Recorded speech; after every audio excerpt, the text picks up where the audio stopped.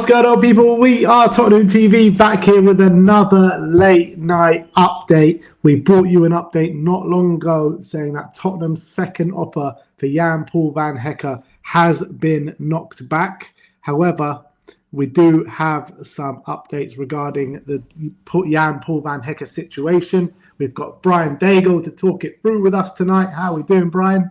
I'm doing wonderful, mate. I'm doing great. Once again, happy birthday to you, brother. Hope you've had a great day. And the good news just keeps coming. I don't know what's going on here, but the good news just keeps coming and rolling. I don't know what is going on. I don't know what's going on this transfer window. The transfer window hasn't even bloody opened yet. Exactly. But how are you been? How has your birthday been? And yeah, the good news must be making you very happy. I'm good, man. Another year older. What can I say? It's been a terrible year for Tottenham, but let's hope next year, by the time my next birthday comes, let's hope we're not stuck here in the same situation. That's all I'm going to say. But no, thank you for the birthday wishes. Thank you all. I saw in the last update all the comments down below, so I appreciate all of you. So big up to each and every one of you. But let's get into this Jan-Paul van Hecke update. So, Joost Blahov from Football International is a very reliable journalist out in Holland. Says it's Spurs and only Spurs for Jan-Paul van Hecke. He's awaiting agreement between Brighton and Tottenham, but is no longer speaking with any other club as he's agreed personal terms with Tottenham. Tottenham are now preparing an offer of £45 million plus £5 million in add-ons for the Brighton defender. The deal is at the final stages. Player wants everything sorted before the World Cup. As he reaffirmed, personal terms have already been agreed. Van Hecke has become enthused by the idea of joining Tottenham following talks with Roberto De Zerbi. Many Premier League clubs have shown interest in him in the recent months. Chelsea, Liverpool and Newcastle have all followed the Dutchman, but he only wants to move to Tottenham. I mean, he's got to be some sort of crazy man, doesn't he? Like, what is going on here? Like, we finished 17th. I know Newcastle didn't do too much better. I know Chelsea finished mid-table. But surely you look at it and they've all in a better spot than Tottenham in a relegation battle. But look, Liverpool have been credited for an interest in him, and they've just got a new manager in Andoni Iraola. They've got Champions League football for next season. They won the bloody title a year ago. Yep. How are we beating competition to assign him? Mate, there's three letters. RDZ. Oh, it is RDZ. First of all, it's always lovely to hear you beat Chelsea to a transfer. No matter what state of play they're in or money they can't spend, it's always lovely to hear you've pipped Chelsea to a player. I have no doubt in my mind that if Roberto De Zerbi weren't the manager, we aren't even. We could have been. At least we tried. Would have been the thing. I think. Obviously, he said he's spoken to De Zerbi. That was probably a hey, how you doing? Kind of yep, same as Brighton. Yep, I'm done. And it's just great to see. And it's great. Exactly. Let's just go back to that. What I will say, I was looking when it says that he wants it done before the World Cup. Obviously, the festivities start Thursday. The Dutch first game for the Netherlands is Sunday. So yeah, whether we're reading that into he wants it wrapped up by Thursday or he wants it wrapped up by Sunday, we want it wrapped up tonight, if possible, obviously. But I think it's as good as done. Another one locked in. And this story's just been gathering pace, but tonight it's taken a big yup. I mean, the only one Spurs thing is what's sweeping over everything now, isn't it? It's no one else is going to try and get in. I think it's going to be more 50 plus 5 than 45 plus 5, but I think it's as good as done and just haggling over the structure, probably, isn't it? How do you feel about the price? Because he is in his last year of his deal. I mean, 50 million for a player in his last year of his deal is quite a hefty fee. Do you think we're overpaying here? Nope. And you know what? It may be a hefty fee, but this is exactly what people like myself or all Spurs fans, no matter what you think of the board, have wanted to hear. We've got the money to spend. You know the Premier League tax is going to have the Premier League tax. We need quality in this team and people that have got Premier League experience. We've been saying it for ages. And now we're doing it. I don't care what the fee is. If we had said 80, 90, then you're like, whoa, I think you get a little bit. But if you want quality, you have to pay the price. Yeah. And whether it is last year or not, don't even say we got Senesi for free. That's a 40-50 million pound player. So shave off what we would have spent on him. It's and then you add Robertson to it. Very established, won everything left back, and 2 central defenders for 50. Whatever the deal ends up being arranged for, agreed for. I don't think this is over the top spending. I think it's fantastic. Yeah, we saw Paul Barber on Talk Sport, trying to play hardball and rejecting the second offers, earlier on today. But with Jan-Paul van Hecke basically saying, or the journalist saying that he said that he's pulled out of negotiations with any club apart from Tottenham. He only wants to move to Tottenham. That actually puts a lot of pressure on Paul Barber and Brighton, doesn't it? Because, they know they have to accept the bid at some point because he's in his last year of his deal. And if they don't accept one, they're going to lose him for free next summer. So he's actually laid down the gauntlet now, and he's put a lot of pressure on the Brighton board, hasn't he? Oh, he most certainly has. And like you said correctly, Ben, once he said, that's it, Spurs and Spurs only, he knows that if he doesn't get this deal over the line, like you said, he will just go back in January and go, right, you wanted to muck about, here you go. And like you said, Ben, his comments have come back to haunt him, haven't they? Because Van Hecke has come out and really said, right, this is where I stand, get this deal done, I want Spurs. Yeah. Look, I think I think this deal is going to get done. I think it's going to get done sooner rather than later. When you're hearing the stance of Van Hecke, when you're seeing that Spurs, it's not like of yesteryear. We'll get a bid knocked back and we'll think about it for 2 weeks and then go in for another one and think about it for another month. It feels like we mean business in terms of this deal, where a bid rejected, straight away with another bid. A bid rejected, straight away with another bid. So they will meet. It doesn't seem like they're too far away on the valuation either, between Brighton and Spurs. And with Van Hecke only wanting Spurs, I think you got to expect this deal to get done pretty soon, don't you? You do, Ben. And what we've got to remember as well, which is uncharted territory for us as Spurs fans, is normally this kind of shenanigans is happening halfway through a transfer window, where we should exactly. We should be concentrating on other targets and dealing with outgoings. This is all getting done before the window even begins. But remember, we've got 3 months to get everything else done. If this one's taking a bit of time over the window hasn't even opened yet. There's no panic or rush to go, like, you know what I mean? The only rush is to now get it done before the World Cup. But with him saying it's only Spurs, the window ain't even opened, and then we can address everything else we need to address once it's opened. So, I'm with you. I think this is done by Thursday. Yeah, and it's like, I get what people are saying, we in terms of defenders, we need attackers. We need attackers desperately to come through the door, but the players that we've brought in are massively upgrading that back line. Robertson, I'm still a bit on the fence of, but Senesi and Van Hecke, 2 quality players to add to the centre-back roster. And 2 players, we spoke about it yesterday, about Van Hecke leaving a Brighton side that finished in the European spaces, Bournemouth, Senesi leaving a Bournemouth side that have finished in the Europa League spaces, coming to Tottenham, who finished 2 17th place finishes in a row. So it just shows you that, we aren't that kind of team that have dropped out the Big Six and all that everyone has said. We are still here. We are still a Big Six club. We can still kind of flex our financial muscle ahead of these kind of teams. Yep. So it's a delight. It really is a delight to go, because this is what big clubs do. They go to rivals that are finished above them in the European spaces that are not usually there, and they go take their best talent. And this is what we've done this. Exactly. Well, Ben, again, we go back to it. That's what the big clubs do. They're not scared. Look at the one we'll keep going back to. Look at Van Dijk to Southampton. They messed them about all summer, and then Southampton said the fee is £75 million. Liverpool went, all right, done. And look what riches he's provided for Liverpool. This is what look at the filth with Declan Rice. You could go through these ones. Look what Liverpool did with the Coutinho money. They went, right, what's your number? Bang. And this is what the big clubs do. And we've just been so lost. We know we can do it. It's whether they would do it. And for whatever that price may be, to say that these 3 have come in, I'm with you with Robertson, but I do see him adding a lot off the field. Obviously, we want on the field, but hopefully this will give Tottenham time to really address the future long-term left back of this club is whoever they decide.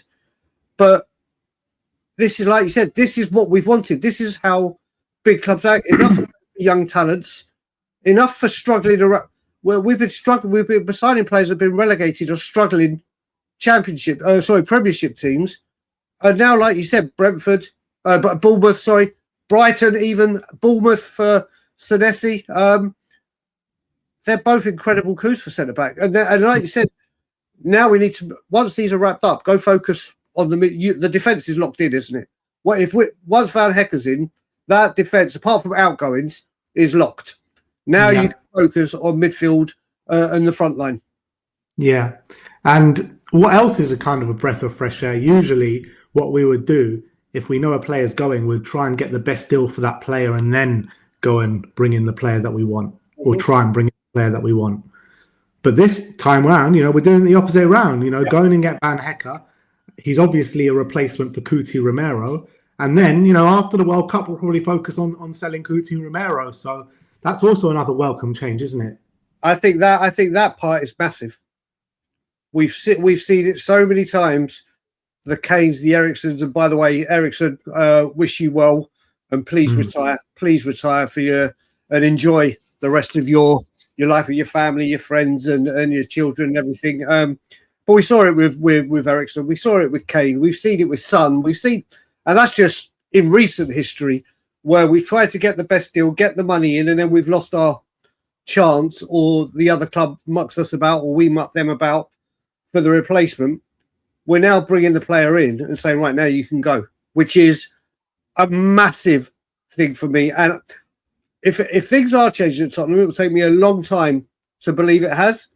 The number one thing that will show me something is if we continue to do that. Bring the player in and then get the player out. I think that's vital and pivotal. Yeah. But Enoch did say on the final day, or on the last week after the season finished, you'll see our intent for the club in the coming months. Are we starting to see that now?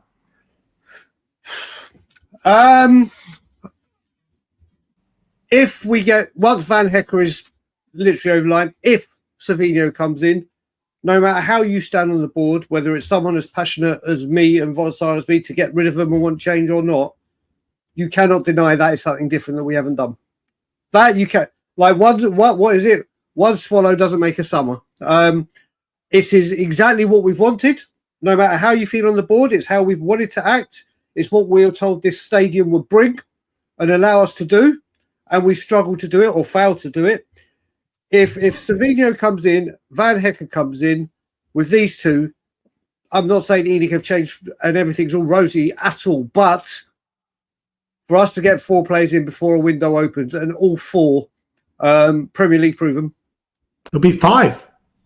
Yeah, true.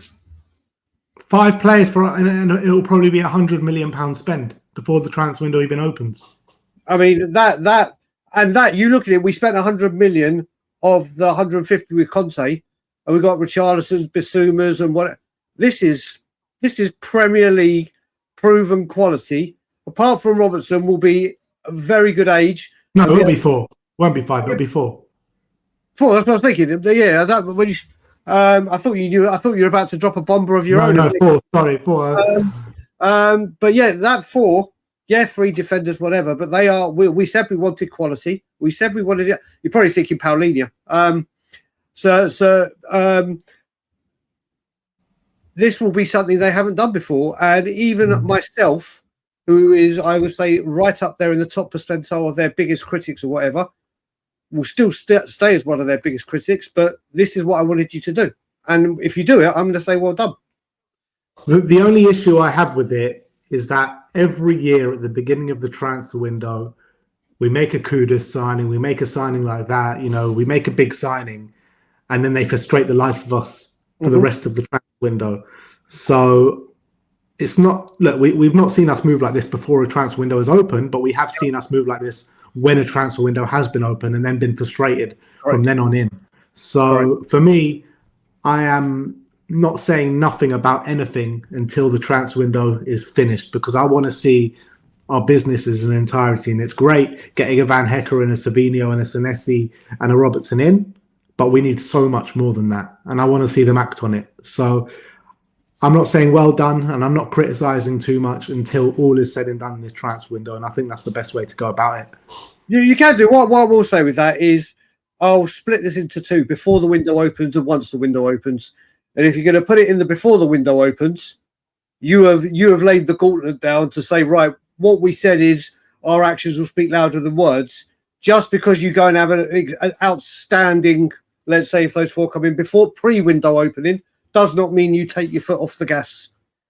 Because if you take your foot off the gas afterwards, it's going to come back twice as hard on you. Because you started showing what you can do, and then you just flopped it. And exactly. Go get that striker. Go get that striker. Go get that midfielder. Go Gibbs White or Wharton or whatever. Then you're talking, and at the end of the window, we could actually say, you know what, well done. It's taken 54 attempts, but you've got there in the end. But again, if it's these four come in before the window opens, then I will say well done to them, because we have never done that. Yeah. Please don't mention Morgan Gibbs White. The names that I've been seeing him linked to today and yesterday. It's one of them we want to get into. Is one of them less said about that losing the Champions League runner-ups. Yeah. That will break me. That will break me. So please not there. That's why we got to move quickly. But you know what I mean? A midfield like him, a Wharton. Oh my God, they've done it again. They've gone big in the Premier League. It's just great to see that we are shopping in the Premier League, isn't it? And not on the lower part. To be honest, I don't mind if it's the Premier League or not. Just bring in the quality. Just bring in quality players. That's what I think. And Van Hecke is a quality player. But it does make me worry a bit about Luka Vuskovic. We heard today from Longari saying, he's open to a move. Alistair Gold says Kevin Danso, and I know you love Kevin Danso. He says Kevin Danso is a part of next season plans. De Zerbi admires his leadership qualities and personality within the team. So that tells me he's planning for Van Hecke, Danso, and Nessie van der Ven as the defence. Where does this leave Vuskovic? I'm starting to worry a bit that we're never going to see him in a Spurs shirt. Yeah, I mean, I've seen rumours today as well saying that he doesn't want to enter contract negotiations, whether they're true or not. I mean, I said to you and Sim on WhatsApp just earlier, and I sent it to copy. Right now, I'm not joking. I've been deadly serious when I say this. I would love to see part of the deal to bring in Van Hecke, send him to Brighton on loan for the season. I'm not joking. You look at it, he is the perfect replacement stature-wise. We know Brighton developed. I don't think take him on loan. I really don't. It will give him a year to use their scouting network. We'd see him in the Premier League regularly. Obviously, he's got to sign that contract.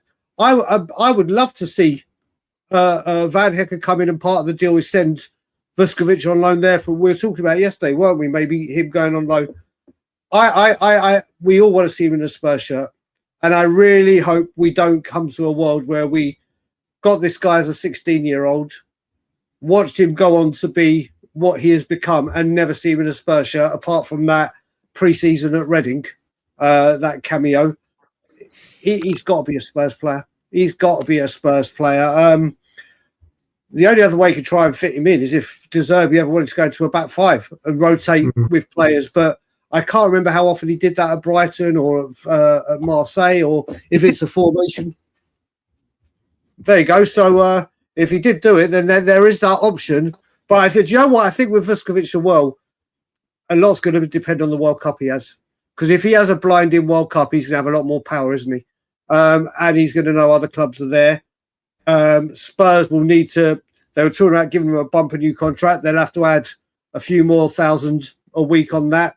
So we're at a crossroads with him. But I can't see him going. I can see him going on loan next season. But I hope and pray we do see him in a Spurs shirt. What do you think happens if, let's say, Barcelona come calling for like 70, 80 million? Mate, first of all, it's Barca or Real Madrid, and you always know when them two come in, what they mean to football players around the world. The one way you look at it, We bought him for what, 12, 15 million? You sell him for 80 without him even playing a game for you. I mean, that is some kind of, then you reinvest in the team. That's not, I'm not saying that's what I want at all, because I don't. But